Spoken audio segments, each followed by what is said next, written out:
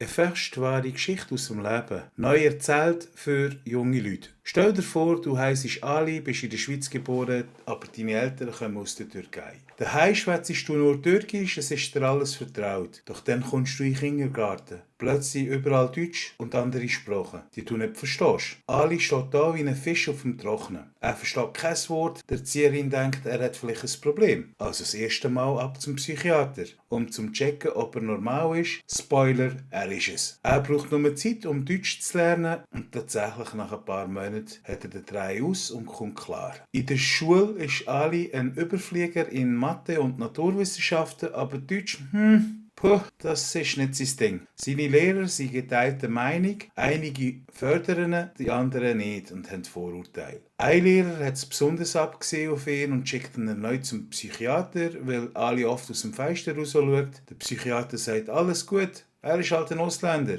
Kein Witz. Als es in der 5. und 6. Klasse darum geht, in welche Schulstufe der Ali kommt, landet er natürlich in der tiefsten, also fast eine Sackgasse. Aber Ali geht nicht auf. Einer von seinen Lehrern erkennt sein Potenzial und fördert ihn. Somit kommt er in die Sekundarstufe. Dort kämpft er sich durch, obwohl Deutsch immer noch ein Krampf ist. Französisch geht also, aber Mathe und Technik, da ist er ein Superstar. Nach der Schule will Ali ein Zeichner werden. Er schreibt Bewerbungen und Bewerbungen. Es hageln ihm nur Absagen. Eine Firma offeriert ihm eine Polymechanikerlehre an. Es ist nicht sein Traumjob, aber es ist eine Chance. Ali beißt sich in die Zähne und schafft die Ausbildung mit Bravour. Und was kommt dabei raus? Er ist im Deutsch gar nicht so schlecht wie gedacht. Während der Berufsausbildung wird der Ali plötzlich zum Deutschass. Ja, der Junge, der früher Deutsch gar nicht verstanden hat oder nur mittelmäßig, glänzt plötzlich in dieser Sprache. Seine Lehrer und Kollegen sind baff. Aber Ali hat einfach nie aufgegeben und immer weiter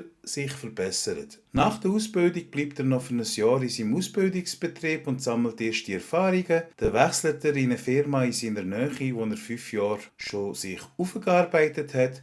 Und jetzt verdient er stolz 5'540 Franken im Monat, wo nach den Abzügen noch 4,476 und 64 Rappen übrig bleiben. Nicht schlecht für einen Jungen, der schwer vom Begriff hätte sollen sein. Ali seine Geschichte zeigt, es ist nicht immer einfach, aber wenn du dranbleibst und an dich glaubst, kannst du es schaffen. Egal woher du kommst und egal was für Hürden dir im Weg stehen.